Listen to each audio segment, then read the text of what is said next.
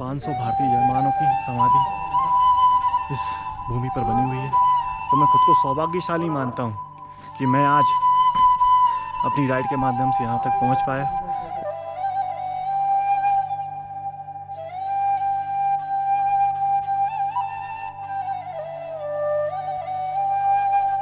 दोस्तों, यहाँ रुके थे हम रात को।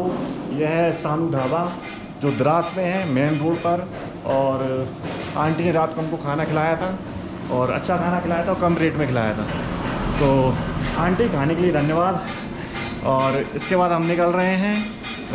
अभी हम द्रास हैं तो अभी थोड़ा सा कारगिल जो बार मेमोरियल है अपना, वहाँ पे जा रहे हैं। थोड़ा सा शूट करना बाकी रह गया था।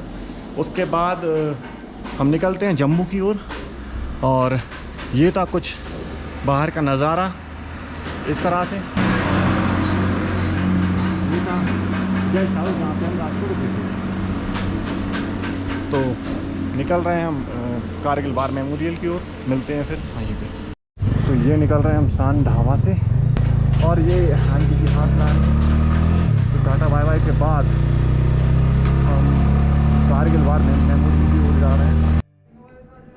जय हिंद साथियों, मैं आज पहुंचा हूं कारगिल की उस पावन भूमि पर, कारगिल वार मेमोरियल, जहां पर सन 1999 में भारत पाकिस्तान युद्ध के दौरान हमारे 500 से अधिक जवानों ने खुद को देश के लिए कुर्बान कर लिया था। हमारे कल के लिए उन्होंने अपना आज बर्बाद कर दिया था। तो मेरे लिए तीर्थ स्थल से कम नहीं है। आप देख सकते हैं किस तरह से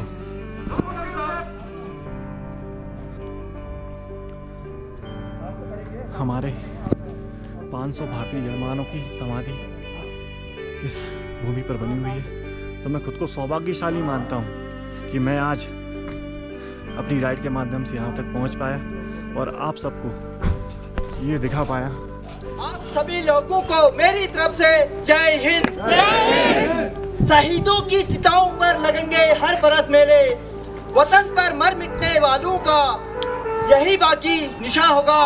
वेलकम, मैं हवलदार Kuber Singh, 16th battalion the Kumaon regiment 56 mountain brigade की तरफ से आप सभी लोगों का इस कारगिल वॉर मेमोरियल में हार्दिक स्वागत और अभिनंदन करता हूँ। यह कारगिल वॉर मेमोरियल कारगिल युद्ध शहीदों की याद में नवंबर 2004 को बनाया गया था। इस मेमोरियल को द्रास सेक्टर में बनाने का मुख्य कारण यह था कि कारगिल युद्ध का एक बड़ा भाग इसी द्रास सेक्टर से लड़ा गया था। इसके अलावा आप लोग जिस स्थान पर खड़े हैं, यहाँ से उन पहाड़ियों की चंद एक चोटियां नजर आती हैं, जहाँ पर धोखे से पाकिस्तानी सेना ने अपना कब्जा जमाया हुआ था, जिनके नाम इस प्रकार हैं। आप लोगों के सामने जो पहाड़ी नजर आ रही है, नाम तोलोलिंग। यदि आप लोग अपना ध्यान इसी पहाड़ी पर थोड़ा बाएं की तरफ ले जाएंगे तो आपको एक ऊंचा टॉप नजर आएगा, नाम तोलोलिंग टॉप। तोलोलिंग टॉप बाएं की तरफ बढ़ती हुई रिस लाइन। यदि आप लोग अपना ध्यान पूरा बाएं दूर स्काई लाइन पे ले जाओगे तो आपको दो नुकीली चोटियां नजर आएंगी। सबसे दाहिने वाली नुकीली चोटी नाम टाइगर हिल। टाइगर हिल बाएं की तरफ बढ़ती हुई रिस लाइन पर दूसरी नुकीली चोटी, नाम रेनोहॉर्न। रेनोहॉर्न बाएं की तरफ बढ़ती हुई रिस लाइन पर सबसे बाएं वाला ऊंचा टॉप, जो कि 8 मीटर पर नजर आ रहा है, नाम .4875। .4875 को हम बत्रा टॉप के नाम से भी जानते हैं, क्योंकि कैप्टन विक्रम बत्रा इसी पॉइंट पर दुश्मनों से लड़ते हुए वीर गति को प्राप्त हुए थे। इसके अलावा आप लोग जिस रास्ते से यहाँ आए हुए हैं, उसे नेशनल हाईवे 1 के नाम से जाना जाता है। यह राष्ट्रीय राजमार्ग लेह और कारगिल को श्रीनगर से जोड़ता है। घुसपैठ होने के मुख्य कारण 1972 में भारत और पाकिस्तान के बीच हुए शिमला समझौते के अंतर्गत यह एग्रीमेंट साइन किया गया था कि दोनों ही देशों की सेनाएं विंटर के सीजन में अपने अपने एलसी पोस्टों को छोड़कर कम बर्फ वाले स्थानों पे चली आएंगी, क्योंकि उस मौसम में यहाँ पर दोनों ही देशों की सेनाओं को काफी कठिनाइयाँ होती थी। सर्दी के लिहाज से यह इलाका विश्व में दूसरे स्थान पर तथा एशिया में प्रथम स्थान पर आता है। 9 जनवरी 1995 को इस इलाके का तापमान -60 डिग्री सेल्सियस रिकॉर्ड किया गया था। जब विंटर 1998 में भारतीय सेना अपने एलसी पोस्टों को छोड़कर कम बर्फ वाले स्थानों पे चली आई, तब धोखे से पाकिस्तानी सेना ने हमारे कई पोस्टों पर कब्जा कर लिया था। जब समर 1999 में भारतीय सेना दोबारा अपने एलसी पोस्टों पर गई, तो देखा गया कि पाकिस्तानी सेना की 3 इन्फेंट्री ब्रिगेडों ने ऐसे ही लगभग हमारे 400 पोस्टों पर कब्जा किया हुआ था। यह इलाका गुमरी से लेकर साउथ ग्लेशियर तक लगभग 150 किलोमीटर में फैला हुआ था। इसी के परिणाम स्वरूप कारगिल युद्ध 20 मई 1999 को शुरू हुआ और 26 जुलाई 1999 को संपन्न हुआ। इसीलिए प्रत्येक वर्ष हम 26 जुलाई को विजय दिवस के रूप में इसी कारगिल वॉर मेमोरियल पर मनाते हैं। आप लोगों के सामने तोलोलिंग पहाड़ पर दुश्मन अपना कब्जा जमाए बैठा था। भारतीय सेना की ओर से तोलोलिंग पर दोबारा कब्जा करने के लिए 18 ग्रेनेडियर बटालियन को डिटेल किया गया। बटालियन ने ऑपरेशन को लॉन्च किया, परंतु दुश्मन की मजबूत पोजीशन और प्रभावशाली फायर के कारण बटालियन की मूवमेंट को रोक दी गई। यह मूवमेंट केवल अंधेरी रात और खराब मौसम में ही सफल रही। कई दिनों के प्रयास के बाद 18 ग्रेनेडियर बटालियन अपना फॉर्म बेस बनाने में सफल रही। भारतीय सेना की ओर से 18 ग्रेनेडियर बटालियन का साथ देने के लिए 2 Rajputana rifles, 13 Jammu and Kashmir rifles, 18 Garhwal rifles और 1st नागा बटालियन को डिटेल किया गया।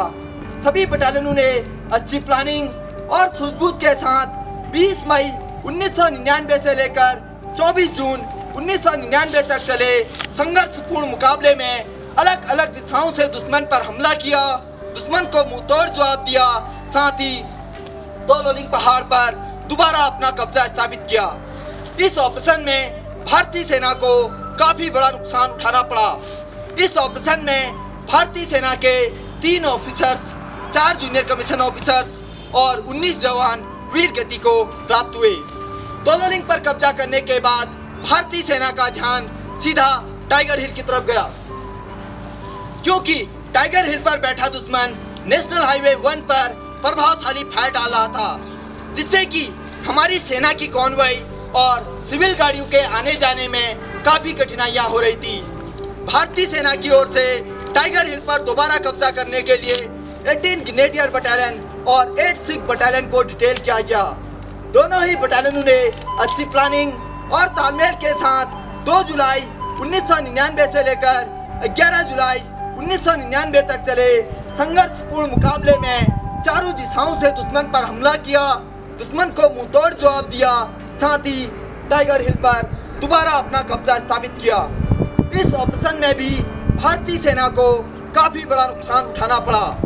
इस ऑपरेशन में भारतीय सेना के 2 ऑफिसर्स, 4 जूनियर कमीशन ऑफिसर्स और 30 जवान वीर गति को प्राप्त हुए। इसी ऑपरेशन में 18 ग्रेनेडियर बटालियन के ग्रेनेडियर योगेंद्र सिंह यादव को उनकी महान बहादुरी और अदम्य साहस को देखते हुए परमवीर चक्र से सम्मानित किया गया। साथ ही उन्हीं के party commander lieutenant Balwan Singh को महावीर चक्र से सम्मानित किया गया। पॉइंट 4875 को हम बत्रा टॉप के नाम से भी जानते हैं। कैप्टन विक्रम बत्रा की महान बहादुरी को देखते हुए पॉइंट 4875 पर दोबारा कब्जा करने का टास्क भी उन्हीं की battalion 13 Jammu and Kashmir rifle को दी गई। इसी के दूसरे features pimple 1, pimple 2, well bag को कैप्चर करने की जिम्मेदारी 17 जाट बटालियन को दी गई। ट्विन बम को कैप्चर करने की जिम्मेदारी 2nd नागा बटालियन को दी गई। तीनों ही बटालियनों ने अच्छी प्लानिंग और सूझबूझ के साथ 4 जुलाई 1999 से लेकर 7 जुलाई 1999 तक चले संघर्षपूर्ण मुकाबले में अलग अलग दिशाओं से दुश्मन पर हमला किया, दुश्मन को मुंहतोड़ जवाब दिया, साथ ही तीनों चोटियों पर दोबारा अपना कब्जा स्थापित किया। इस ऑपरेशन में भी भारतीय सेना को काफी बड़ा नुकसान उठाना पड़ा। इस ऑपरेशन में भारतीय सेना के 3 ऑफिसर्स और 27 जवान वीर गति को प्राप्त हुए। इसी ऑपरेशन में 13 जम्मू एंड कश्मीर राइफल के कैप्टन विक्रम बत्रा को उनकी महान बहादुरी और अदम्य साहस को देखते हुए मरणोपरांत परमवीर चक्र से सम्मानित किया गया। साथ ही उन्हीं के बटालियन के राइफलमैन संजय कुमार को भी परमवीर चक्र से सम्मानित किया गया। कैप्टन अनुज नायर को उनके कुशल नेतृत्व और साहस को देखते हुए मरणोपरांत महावीर चक्र से सम्मानित किया गया। इसके अलावा जिन जिन बटालियनों ने इस कारगिल युद्ध में हिस्सा लिया, उन सभी बटालियनों के ऑफिसर्स, जूनियर कमीशन ऑफिसर्स और जवानों ने भारत माता की रक्षा करते हुए अपने प्राणों की आहुति दी है। उन सभी शहीदों के नाम इस कारगिल वॉर मेमोरियल की दीवार पर सुनहरे अक्षरों पर दर्ज हैं। यह कारगिल वॉर मेमोरियल कारगिल युद्ध का गवाह है। इस पूरे कारगिल युद्ध में भारतीय सेना के 559 सैनिक शहीद हुए और 1536 सैनिक घायल हुए। आप लोगों के पाएं 1947 से लेकर अब तक कारगिल युद्ध के अलावा इस इलाके में जितने भी सैनिक शहीद हुए हैं, इन सभी शहीदों की वीर भूमि तैयार की गई है, जिसे आप लोग देख सकते हैं। आप लोगों के दाहिने मनोज पांडे गैलरी, इसके अंदर उन सभी बटालियनों की हिस्ट्री जिन्होंने इस ऑपरेशन में हिस्सा लिया, ऑपरेशन विजय के फोटोग्राफ्स, पाकिस्तान आर्मी के कैप्चर्ड वेपन, एमुनेशन, इक्विपमेंट और डॉक्यूमेंट डिस्प्ले किए गए हैं, जिन्हें आप लोग देख सकते हैं। आप लोगों के सामने नेशनल फ्लैग, पोल की लंबाई 100 फीट, फ्लैग का size 37 by 25 feet, flag foundation of India द्वारा 26 जुलाई 2012 को विजय दिवस की 13वीं वर्षगांठ पर उपहार स्वरूप भेंट किया गया। इन सभी शहीदों के बलिदान को किन्हीं भी शब्दों में बयान नहीं किया जा सकता। हम इन्हें सलाम करते हैं, यह देश इन्हें सलाम करता है। अंत में मैं आप सभी से यही गुजारिश करूंगा, आओ झुककर सलाम करें उन्हें जिनके मुकद्दर पर यह मुकाम लिखा होता है। बड़े ही खुदकिस्मत होते हैं वो लोग जिनका लहू वतन के काम आता है। जय हिंद।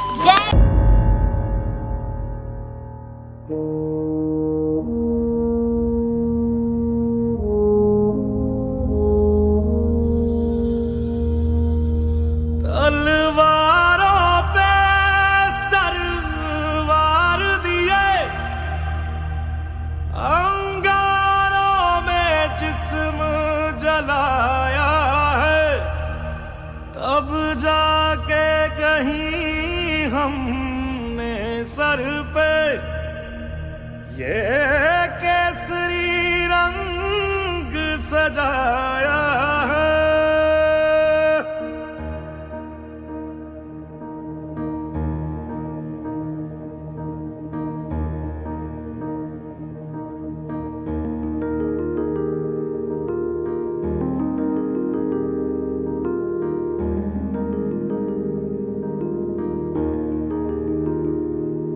है मेरी ज़मीं अफसोस नहीं जो तेरे लिए 100 दर्द सहे, महफूज रहे तेरी आन सदा, चाहे जान मेरी ये रहे ना रहे।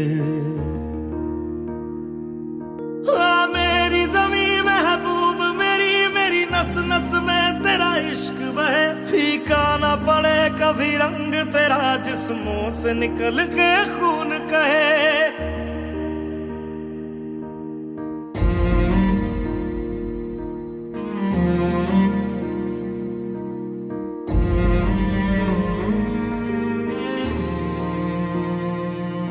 तेरी मिट्टी में मिल जावा, गुल बन के मैं खिल जावा, इतनी सी है दिल की आरज़ू।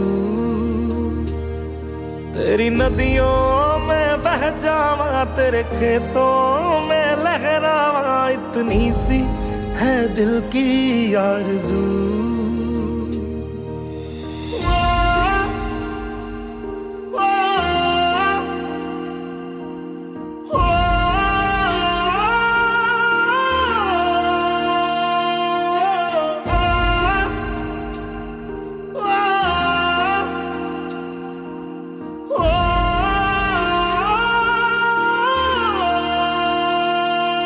सरसों से भरे खलियान मेरे, जहाँ झूम के भंगड़ा पा न सका। आबाद रहे वो गांव मेरा, जहाँ लौट के वापस जा न सका। ओ वतना में मेरे वतना में तेरा मेरा प्यार निराला था। कुर्बान हुआ तेरी असमत पे मैं, कितना नसीबों वाला था।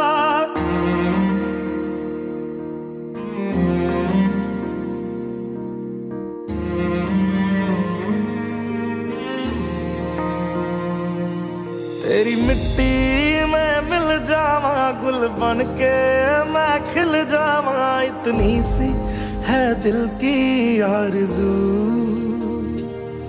तेरी नदियों में बह जावा, तेरे खेतों में लहरावा। इतनी सी है दिल की आरज़ू।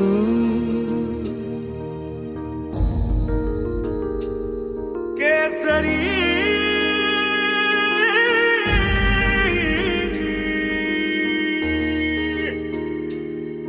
ओ हीर मेरी तू हंसती रहे, तेरी आंख घड़ी भर नम ना हो। मैं मरता था जिस मुखड़े पे, कभी उसका उजाला कम ना हो।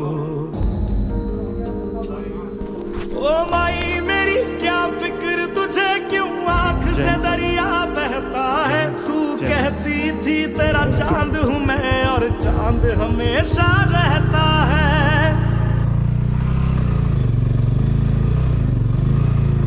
कारगिल की इस पावन धरा को प्रणाम करते हुए अब हम निकल रहे हैं आगे की ओर।